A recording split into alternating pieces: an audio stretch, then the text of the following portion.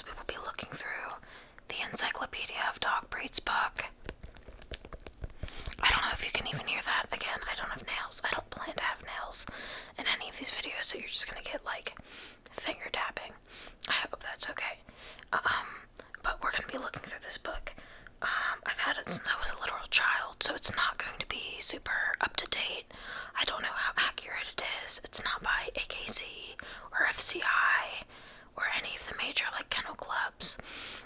So these dogs will not be in standard, which probably doesn't make sense or even matter to the average viewer, but it matters to me very deeply.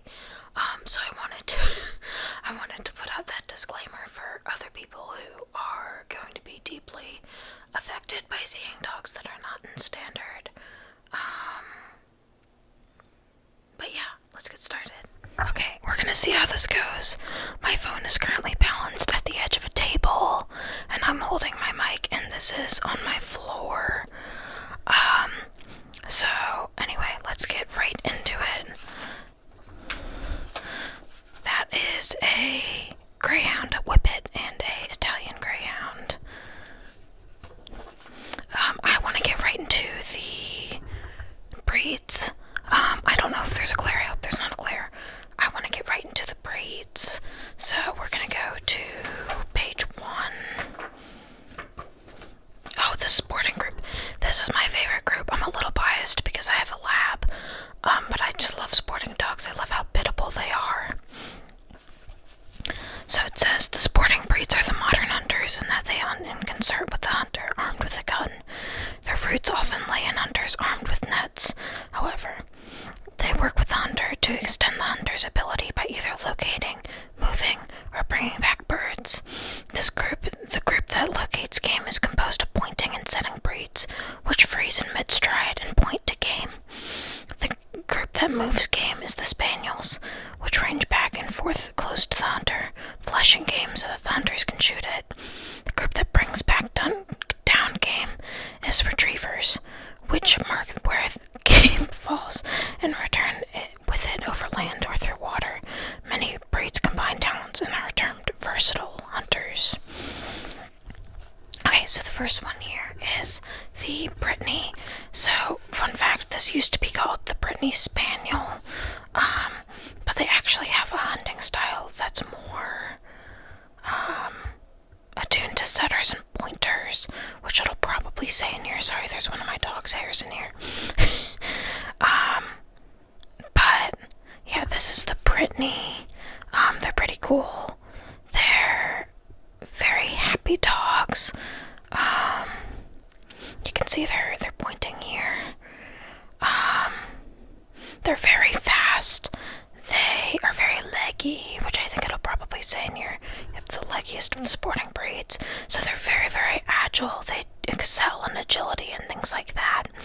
But also excel in the field, which is what they're bred for. This is the pointer. A lot of times, especially where I'm from, when people talk about pointers, they're actually talking about German short-haired pointers. But the pointer is actually a breed in of itself. So this is a pointer. They have a very angular head, and their muzzle, their snout isn't as long as a GSP, a German short-haired pointer, and GSPs also have more of a triangular, I guess, muzzle, instead of that square muzzle. But they're a pointer. They're from England. Their date of origin is in the 1600s. You'll never guess this. Their original function is pointing. Today, their function is in pointing, field trials, and as companions. You'll also hear them called English pointers. But yeah, that's the pointer. So this is the ever-elusive German short-haired pointer. So like I said, they have more of a triangular, I guess, muzzle. But they're a versatile hunting dog and a pointer. Same thing, nowadays they're usually used for pointing in field trials. I've seen some people actually use them as service dogs. Not any, like, major organizations, but I've seen some owner-trained GSP service dogs, and let me tell you, more power to you if you've owner-trained a GSP as your service dog, because I simply could not keep up with a GSP. But yeah, that's the GSP. Next is the German wire-haired pointer. I love these guys. I have not, in my career, had the honor of meeting one. I say my career, I'm a professional dog trainer. I don't think I mentioned that in my first video, but I do train dogs for a living. I'm self-employed. I have my own company, and then I also contract for another company that trains dogs. But this is the German wire-haired pointer. They're a versatile hunting dog and a pointer. They are, you'll never guess, from Germany. Their date of origin is the 1800s. Now their original function is general hunting and being a watchdog, and today's function is pointing and companionship. So yeah, that's pretty cool. And then if you guys are interested, I can show you all of these things more up close, but I'm just trying to get through at least the sporting group today. So this is a Chesapeake Bay Retriever. I actually had one of these guys as a neighbor growing up, so that was really cool. His name was Goose. They are a retriever, like their name says. They're a water retriever, and they've got this nice wavy coat, which is pretty hallmark for the breed. Not curly like a curly-coated retriever, but like more waves, and typically you'll see it on the ridge of the back and the tail and the chest. But yeah, they're pretty cool. Yeah. Speaking of the curly-coated retriever, this is the curly-coated retriever. So this is not a poodle. Poodles actually were originally also water retrieval dogs. Their name comes from the German word Pudel, which I believe means water retriever or water dog or something along those lines. I could be very wrong, but I know Pudel has something to do with water. But the breed parent club, the Poodle Club of America, decided that they are too versatile to be just in the sporting group, so that is why they are in the non-sporting group, which is kind of a catch-all for a variety of dogs with a variety of purposes. Anyway, back to the curly-coated retriever. They are from England. They originated in the 1700s, and they are a water retriever.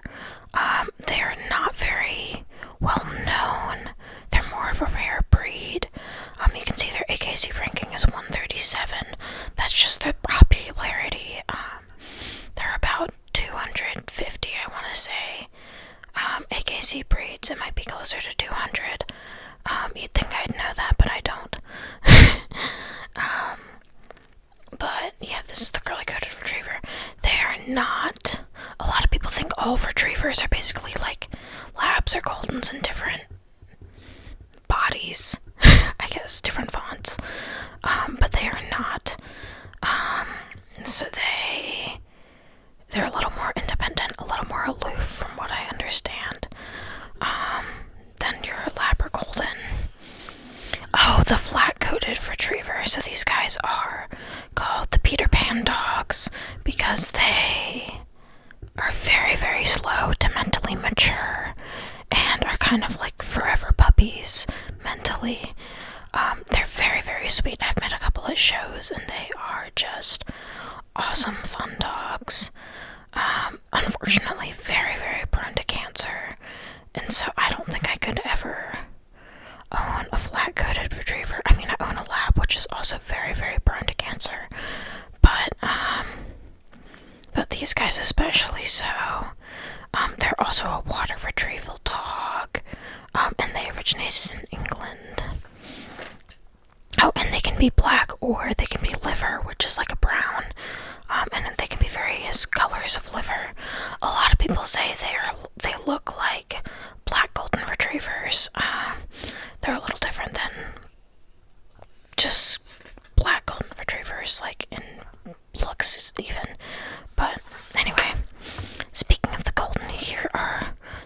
beautiful Goldens, wow.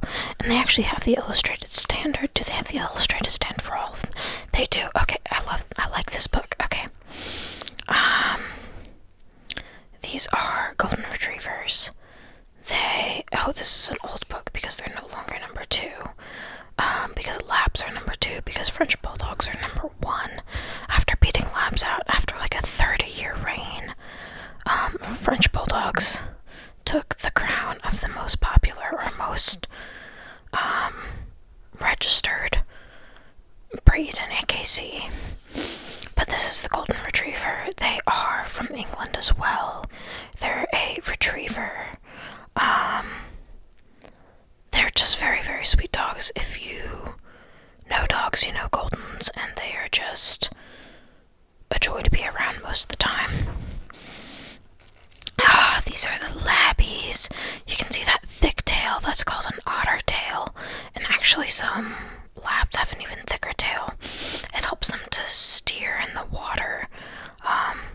So that's why they have that thick otter tail. They can come in 3 colors, black, chocolate, and yellow. And yellow can range from a light yellow to what they call fox red. But it's all yellow. It's all genetically the same. Yeah, this is an old book because they're now number 2. They're a retriever. They actually originated in Canada, not Labrador, which is a place, not just a breed name. But they already had a breed called a Newfoundland. So they named these guys the Labrador Retriever.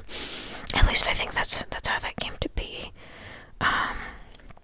Very sweet dogs, very versatile dogs. A lab can do almost any job you want a dog to do. So they are in search and rescue. They're in service dogs, guide dogs. They are still hunting. They're one of the most popular hunting dogs. There are detection dogs that are labs. They're just very versatile. Sorry, this is the cord to my mic. I'm hoping that doesn't make my phone fly. Next is the Nova Scotia Duck-Tolling Retriever, or the Toller, as they are affectionately called. These guys are the smallest of the retrievers. They're like pocket-sized retrievers. They're not like teeny tiny, but they are pretty small. They are known for what they call the Toller scream, and that when they get really excited or really aroused or really drivey, they have a very specific scream, a very distinct scream that they do when they are very aroused.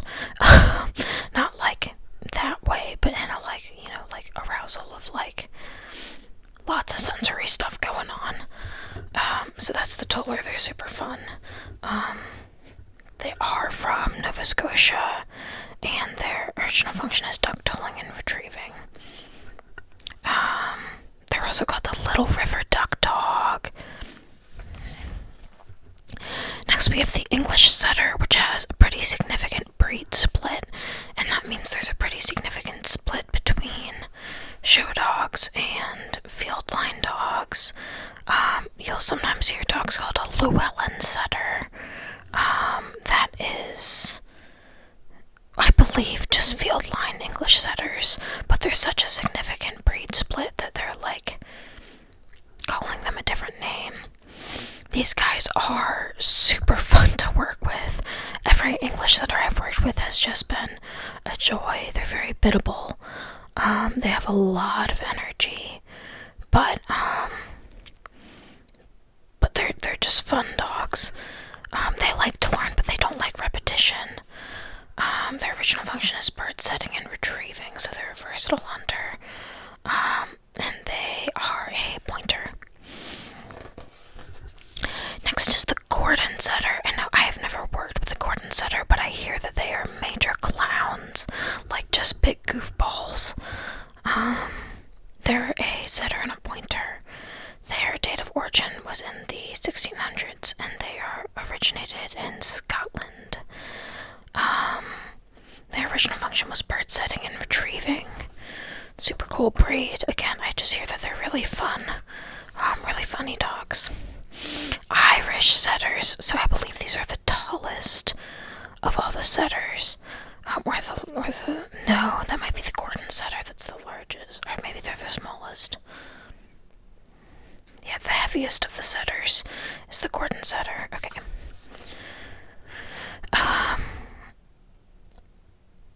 Okay. So they're just beautiful dogs. They've got that long neck and this sleek red coat. They're gorgeous. They originated in Ireland, hence the name Irish Setter. They were a bird setting and retrieving dog, and they're also called red setters. They are extremely energetic. Do not get an Irish setter if you do not plan on teaching it an off switch and giving it a huge exercise outlet. They need it. Next is the American Water Spaniel, and frankly, I don't know a whole lot about these guys other than that they are flushing dogs because they are spaniels. So original function: bird flushing and retrieving. Spaniel field trials. Okay, so they're a rarer breed as well. They're 125 in AKC, or at least they were then. Their numbers are probably going down, which is unfortunate. Next is the Clumber Spaniel, and I have met many a Clumber Spaniel, and by that I mean like a handful of them. They are not very well-known dogs, but they are beautiful. They can be they're kind of like light switches, so they can either be very aloof or very in-your-face sociable, and not a whole lot of in-between. They're a long, low dog. I believe they have a dwarf gene, which makes their legs shorter, but keeps their back long. And they are a spaniel, so they were originally for flushing and retrieving. Oh, that's cool. Clumbers are just joys. I think they're like a hidden gem of the dog world. Like, people who know dogs know Clumbers. People who don't know dogs have no idea who they are. But they are super fun. Next is the Cocker Spaniel. Sorry, I'm gonna move my foot because it's asleep. Next is the Cocker Spaniel, not to be confused with the English Cocker Spaniel. In other countries, these guys are called the American Cocker Spaniel, and the English Cocker Spaniel is called the Cocker Spaniel. But I'm in America, so this is the Cocker Spaniel. They are a flushing breed. They're the smallest of the Spaniels, and I believe the smallest of the gun dogs. Or actually, they're not the smallest of the Spaniels, because the Cavalier King Charles Spaniel is smaller than these guys, I believe. I could be wrong about that, but everyone I've met that's a Cavalier is very small. These guys are very, very sweet. I love a cocker. Cockers do kind of scare me because of cocker rage syndrome. Rage syndrome can happen in any dogs. It's just more prevalent in the spaniels in general. So you see it a lot in springers and cockers. Not a lot, but more often than other breeds. You see rage syndrome, which is a seizure disorder that causes basically just like inconsolable rage. It's very sad. Okay, so next we have the English Cocker Spaniel, and these guys are super fun. There's actually a growing organization that uses these guys as diabetic alert dogs. MD Dogs, shout out to you. They have a great program to self-teach diabetic alert dogs, which is just an amazing thing because for so long diabetic alert dogs have been kind of monopolized by certain organizations, and so it's awesome that there is an owner training program to make it more accessible. These guys are fun. They're from England. They're a bird flushing and retrieving breed. And yeah, you'll see here sometimes they're just called Cocker Spaniels in other countries. But yeah, I say super energetic. They don't agree with me. But as far as smaller dogs, they're pretty energetic. Next is the English Springer Spaniel. Sorry, I keep adjusting. My legs are mad. Next is the English Springer Spaniel. these guys can be black, they can be liver, they can be tricolor, and they can be roan or ticked. So they come in lots of pretty colors. They're also a flushing and retrieving breed. They're from England as well. Pretty energetic dogs. Very slow to mentally mature dogs. So they stay puppyish for a while. Everyone I've worked with, again, has been a pleasure. But they don't love repetition as well. Next is the Field Spaniel, and I'll be the first to admit I don't know a lot about Field Spaniels. But they're beautiful dogs. They're very lean dogs. Not super leggy, but very lean. Sorry, my voice is hurting, so I may do some soft-spoken mixed in. But they're also from England, and they date around the 1800s. Next is the Irish Water Spaniel, and at first glance a lot of people think these guys are poodles, but they have a different breed standard cut. The poodles they have many breed standard cuts, but these guys, this is their standard cut, as you can see here. Their tails are shaved.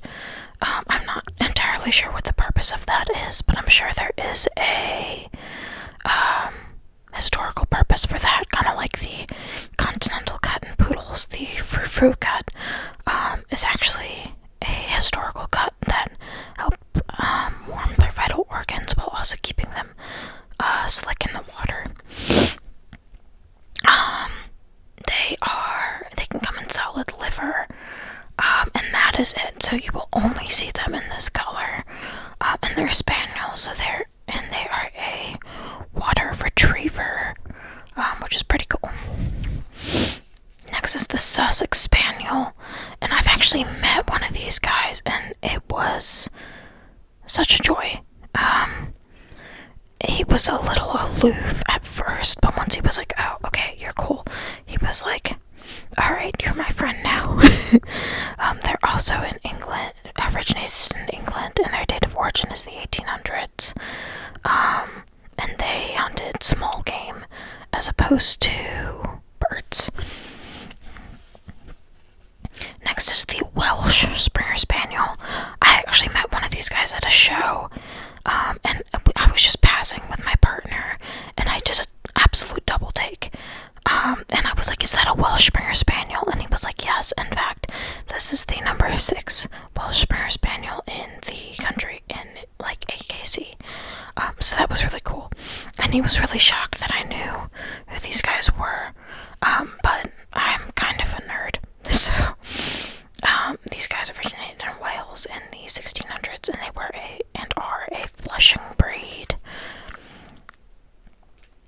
Next is the Spinone Italiano, or the Spinone Italiano.